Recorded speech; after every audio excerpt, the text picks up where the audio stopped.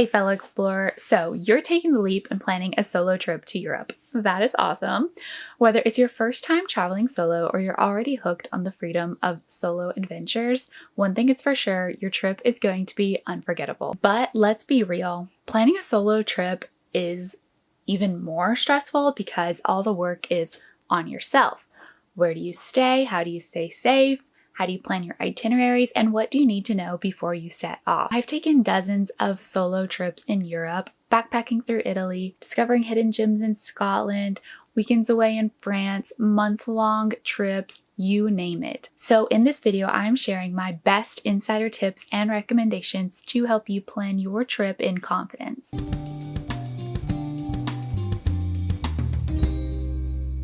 Welcome to the Spirit Explorer, where I share thoughtful itineraries and honest advice to help you travel smarter and explore deeper. Now, let's get into the video. So, why travel solo in Europe? I might be biased, but Europe is hands down one of the best places for solo travel, and for good reason. It's easy to get around, there's fun social experiences to be had, and the continent offers loads of flexibility. The first reason I recommend it for solo travel is for transportation. Europe's public transportation is incredible. Trains, buses, metro systems make it super easy to get from city to city or country to country. Not only is public transportation convenient, but it is fast, efficient, and safe. Plus, European cities in themselves tend to be extremely walkable, meaning that you can often just rely on your own 2 feet to get around. Another reason traveling in Europe is so great is that if you don't want to be alone, you don't have to be. Europe has tons of hostels, social meetups, and group tours that allow you to connect with other travelers and make some meaningful connections. In fact, some of my best travel memories have come from meeting people while out and about, and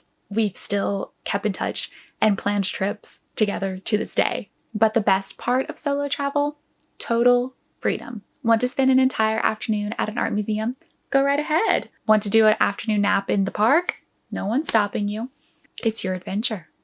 No compromises, no waiting on anyone, just pure flexible travel at your own pace. Since you're already here, I assume you've already decided that you want to travel solo to Europe, so I won't go into too many details as to why I love solo travel. But if you do want to hear more about my experiences solo traveling, I will link a blog post down below that you're welcome to check out, explaining all the reasons why I love solo travel. Now, let's move on to best destinations for solo travel in Europe. So Europe is a continent with bukus of places for you to choose from. So when you're planning your trip to Europe, what does that look like for you? Honestly, there aren't many wrong choices here, but there are a few standout cities that I think are perfect for going solo. First up, Amsterdam. The city is made for solo travelers. It's incredibly walkable, cycle-friendly, and packed with cool museums, parks, hostels, and entertainment. Plus, the Netherlands is one of the safest countries in Europe, and you can easily hop over to Germany, Belgium, France, and even the UK. Next, Prague. If you love history, stunning architecture, and affordability, Prague is for you. It's a super safe city and one of Europe's most beautiful historic centers, and there's no shortage of ways to spend your time. Besides, it consistently ranks as one of the best destinations for solo travel. Then there's Lisbon. This bright coastal city has it all: amazing views, great weather, and plenty of things to do both inside and outside of the city. The crime rate is low and there's so much to do that you'll never get bored traveling solo. Edinburgh. A smaller city but with big charm. It's enchanting, safe, and packed full of things to do. Museums, cafes, day trips, cozy pubs, you name it. It's an easy, welcoming place for solo travelers. Rome. I had an amazing time traveling solo through Italy when I was 20. There's so much to do in Rome and Italy as a whole that you're never going to get bored, whether you're traveling solo or not. It's la dolce vita all the way. Now, when choosing your solo travel destination, think about what you want from the experience. How do you want to spend your days? What excites you about a certain city? And of course, what are the safety factors? Now, let's move on to how to plan a trip to Europe. We're finally getting into the nitty-gritty details that you've been looking forward to. So you might now have some sort of idea of the place that you want to travel to, but how do you actually plan a solo trip to Europe? Let's break it down step by step, starting with choosing your initial destination. If you're backpacking for a month or more, you may not have a full itinerary locked in, and that's totally fine, but you do want to have your first couple of destinations picked out. When deciding where to start, think about these 3 key things: budget, safety, and intent. Budget conscious, your best bet is flying into an international hub like London, Lisbon, or Dublin. These cities often have cheaper flights from North America and beyond. Safety-wise, most European cities are solo travel friendly, but always research neighborhoods, public transportation, and common scams before you go. Despite living in Barcelona for 5 years, I didn't add it to the list of best destinations for solo travel. If you want more about my reasoning for that, I do have a blog post linked down below. And for intent, ask yourself, do you want to start by exploring just one country, or do you want to branch out and explore multiple places during your trip? For example, if you fly into Dublin, you can explore the city, the Irish countryside, other Irish cities, Northern Ireland, and then you could even hop over to Scotland, England, and Wales if time is on your side. So now let's move on to the next step in planning your solo trip. Set a budget. Unless you're rolling in cash, which congrats to you, you need a solid budget before you go. Don't rely on a credit card thinking you'll pay it off later. That's a fast track to stress. Instead, save up in advance and bring a credit card just in case there are any emergencies. On average, a 1-week solo trip to Europe will cost you around $1,000 to $2,500, and here's where that money goes. Flights. First of all, flights. If you're flying from the US, you can expect to pay around $800 and up, but this depends by season, airport, etc. Accommodation. So prices can range significantly depending on where you plan to go in Europe. You can spend anywhere from like $8 a night up to hundreds. But let's take a look at Dublin for this example, since it is one of the cheaper destinations to fly into. On average, hostels in Dublin cost between 20 euros to 50 euros a night, whereas hotels tend to be around 100 euros and up. Activities and tours. I love booking through Get Your Guide because they have a free cancellation policy and unique experiences that you might not find anywhere else. For Dublin, that may be visiting the Guinness Storehouse, which costs 20 euros and up, or taking a tour to see the Book of Kells, which starts at 25 euros. Food costs greatly vary depending on your personal travel style and how fancy you like your meals. I recommend researching local restaurant prices before you go so that you're not caught off guard when you walk into a restaurant. In general, a budget traveler in Ireland will typically spend 50 to 100 euros a week, which includes lots of grocery shopping and occasional cheap eats. Whereas for the mid-range traveler, which is the category that probably most of us will fall into, the ranges go from about 150 to 250 euros a week. This includes getting a coffee when you're out and about, casual dining, pub eats, etc. Once you've worked out flights, stays, and experiences, you'll have a clearer idea of how much your trip is going to cost. So now that you have that in your mind, let's go ahead and move on to the next step of planning your solo adventure, which is booking those flights. Once you've locked in your budget, it's time to score the best deals on flights. I recommend planning for at least a week in Europe. Here's how to find the cheapest flights, and trust me, I am obsessed with finding cheap flights. I will research every last detail to make sure that my flight is not only the cheapest that it can be, but the most efficient that it can be. I check multiple sites like Google Flights, Skyscanner, and STA Travel before I book, but I almost exclusively use Google Flights when I finally book. I love the Google Flights Explore tool. You simply just don't put in a destination and it'll show you a map of all the places that would be the cheapest to fly. You can put in your specific dates, or you can say that you want to go for a week in August and it'll show you all the places that you can go for a week in August within your price range. Finally, I try to be as flexible as I can with airports and travel dates. So for example, I have 2 airports in my area that I can fly out of. So I'm going to compare both of those to see which one is going to be cheaper for where I'm trying to go. And then in terms of where I'm going, for example, it's Scotland, I will look at the prices from both of those airports to Edinburgh and both of those airports to Glasgow. Once you've locked in your ticket, your trip has just become real, and that is such an exciting feeling every single time. But then there's still more to do. So let's get into it. Travel insurance. One thing that you do not want to skip on your trip to Europe is some travel insurance. Hear me out. You never know when you'll need a safety net in terms of medical emergencies, trip cancellations, lost belongings, whatever. This is where travel insurance comes into play. I personally use Safety Wing. It's budget friendly, flexible, and works for both short and long-term flights. With insurance covered, you can focus on exploring, not stressing about the what ifs, okay? So make sure that you have some travel insurance in the bag. Accommodation for solo travelers. Where you stay on your solo trip to Europe largely depends on your travel style, your budget, and what kinds of experiences you're looking for. Back in my late teens and early 20s, I always stayed in hostels. They're affordable, social, and perfect for meeting other travelers. But now, in my late 20s, with a bit more money to spend and less of a need to socialize, I guess, I prefer smaller hotels and Airbnb type situations. So here's a general easy breakdown. Hostels, budget friendly, social, but less privacy. Hotels, more privacy, but pricier. Airbnb can feel more authentic and be more affordable, but it depends on the booking itself. As a solo traveler, you're probably going to want to stay in a room versus spending money on an entire place. So do you think that your team, hostel, hotel, or Airbnb?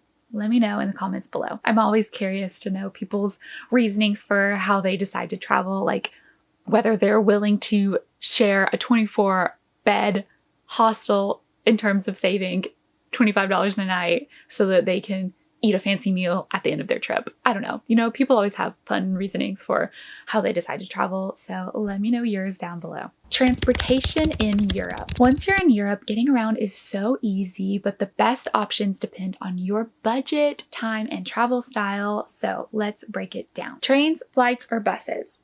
Which one is best? Trains, personally, to me, are the most comfortable and scenic way to travel. They drop you right off in the city center, no baggage fees, no long security lines, but do book in advance as prices can skyrocket at the day of travel. Budget flights can actually be cheaper than trains, and especially with budget airlines like Ryanair, Wizz Air, and EasyJet. Just watch out for hidden fees and remember that these flights often leave from airports further from the city center, so factor in that extra travel time and cost to take a bus or train to those airports. If you're on a tight budget, buses like Flixbus can be a lifesaver. They're super cheap, but they do often take longer. So bring snacks, a good playlist, and a book to settle in for a longer ride. Eurail Pass versus booking individual tickets. So a lot of backpackers will consider getting a Eurail Pass, which basically kind of allows you free travel on European rail, but you can't book them in advance. So it's kind of like last minute, you're getting on the train if there's a seat kind of situation. But Eurail passes do offer more flexibility. They're great for that kind of fast-paced travel. Can feel a bit more free because you're just kind of showing up and hoping that you can get on the train. Otherwise, you can consider point-to-point tickets, which is what I always do, to be honest with you. It's cheaper if you plan ahead and book in advance, but even sometimes on the day of travel, you can still get a good price for that train because it either hasn't filled up or kind of has like a set price, then that's the price. Basically, if you're winging your trip to Europe, you might like to consider the Eurail Pass. If you do have more of a set plan, booking early saves you money. Safety tips for solo travelers in Europe. This is a big one. The most important thing when traveling solo is your safety. After more than a decade of traveling solo in Europe, I have learned a thing or two. Here are my best safety tips to help you feel confident and secure on your next trip. Safety for solo female travelers. This section is obviously geared more toward my ladies, but they can also apply to everyone else as well. So let me get into those details. Stick to well-lit areas at night. Try not to walk home alone on dark or empty streets. Nope. Be discreet about your solo status until you feel comfortable.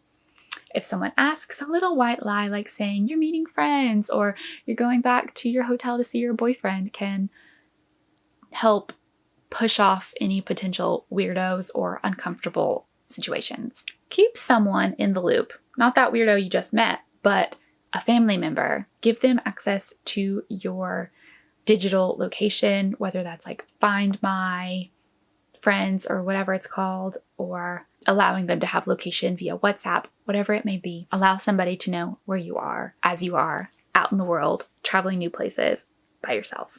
It's a good idea. Trust your gut. If something feels off, whether it's a person or a situation, remove yourself. Yes. Stay in control. Never leave your drink unattended at a bar or a club, and avoid going home with strangers.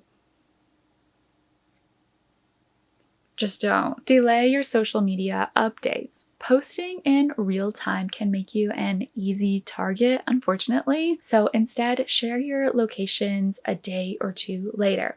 For example, you've just visited a really cute little cafe. Don't post the picture of your cute little coffee at the cozy cafe until the next day. You don't want anyone to know your day-to-day.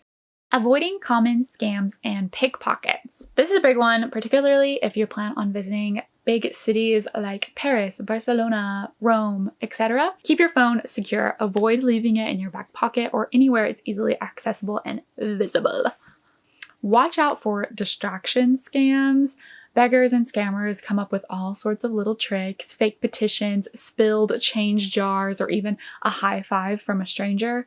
The stranger might try and high five you as his buddy grabs your wallet from your back pocket. Secure your bags in crowded areas. Metros, tourist hotspots, and busy markets are all prime places for theft, so keep your belongings out of those pickpocketers' peripherals. I like to use this anti-theft bag from a brand called Travelon. It has a zipping lock so that nobody can unzip your bag. And then it has splash-proof material and other little perks that help keep your belongings safe. Stay aware on public transportation. Thieves love a crowded metro, so keep your phone and valuables secure. Put your backpack in front of you. Do whatever you have to do to make sure your eyes are on your stuff and the thief's hand is not in your pocket. I go more in depth on my guide to avoiding pickpockets in Europe, which I will link down below for you. Stay connected. While solo travel is a great excuse to unplug, I do also recommend that you have a secure data plan for your own safety. Get a European eSIM. I recommend SIM Local, which covers all of Europe, including the UK, and will give you data in all of those countries for the allocated time of your trip. But listen, having data seriously is a non-negotiable. Whether you need directions, you need to make an emergency call, you need to let your family know your location, because as we said before, we're going to let somebody know where we are because we're traveling solo in a new place, and it's a good idea that somebody knows where you are. Anyway, Google Translate in a pinch. Like, there's so many reasons why you could use data beyond updating your social media. If you want to be off social media, delete the apps, but keep the data, okay? And then a lot of the data plans that you get for Europe might have limited data, for example, 10 gigabytes or so, which is going to be enough for you to use it throughout the day to check the maps, to update your family, etc.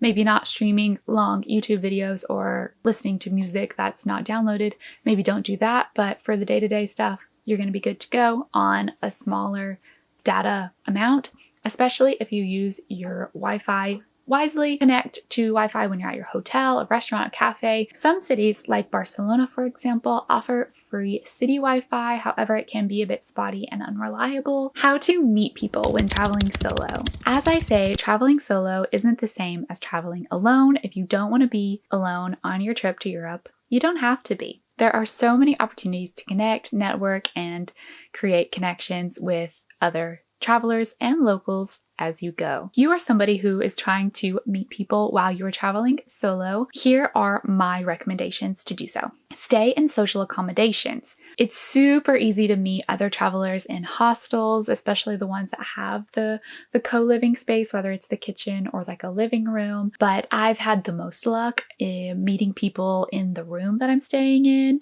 because we're just like sitting on the bed and we're chatting, and then we decide we're going to go to a pizzeria and then go to the pub, and then we're going to hang out the next day, and then we're friends for life, and it's awesome. So, and if you're not staying in a hostel, no big deal. There are still other ways to meet people. For example, you can join a walking tour or a cooking class. You're bound to meet other travelers, and particularly other solo travelers, and you already have something to talk about because you're on a tour together or you're doing a cooking class, and the conversations can easily get started. Apps like meetup.com or couchsurfing. Meetup.com is a platform for finding events. Some cities have events aimed at tourists, like little walking tours, or more general, like morning yoga or day hike to a nearby mountaintop. On the other hand, couchsurfing is a website for travelers to find free accommodation at locals' homes, but it also has a section on its app for meetups. So you can go onto the app. You don't have to be a couch surfer, and you can find people who are going for a walk in the city, or somebody who wants to go check out a museum, a new bar, whatever, and you can meet them and make a new travel connection that way. This is how I celebrated New Year's Eve in Krakow a few years ago. I joined a meetup group that was people going out for New Year's Eve, and then I've also used it in Morocco and made some lifelong connections through that experience. You're almost ready for your unforgettable adventure, and I'm so excited for you. But before you go, here are some last minute thoughts. One of the best parts of solo travel is the freedom to do whatever you want, whenever you want to do it, but be vigilant, use common sense, and stay safe out there. Be open to spontaneous experiences, so don't feel that you have to be limited because of your itinerary. Some of the best experiences that I've had traveling have been the things that I did not plan, so allow yourself to experience the spontaneity of solo travel. Overcoming loneliness and social anxiety. It's totally normal to feel anxious or nervous on your first trip to Europe solo, but don't let that stop you from immersing yourself. Stay social by staying in hostels, meeting people on apps or walking tours. These can help alleviate those anxious feelings of walking into a restaurant by yourself or feeling like you haven't talked to anybody all day. Remind yourself why you came. Every challenge you overcome will boost your self-confidence, and before you know it, you'll be planning your next solo trip and with more confidence in the bag. Whether you're coming from North America, South America, or some other part of the world, a solo trip to Europe offers a magical experience to get to know yourself better while exploring this dreamy continent. I have bukus of content about solo travel and just various destinations in Europe on my blog, The Spirited Explorer, so feel free to check those out down below. And if you have any comments, questions, or concerns about traveling solo in Europe, please comment them down below and I will get back to you as soon as I can. I'm always excited to help people plan their dream vacation wherever it may be. Thanks again for watching, and I'll see you in the next one.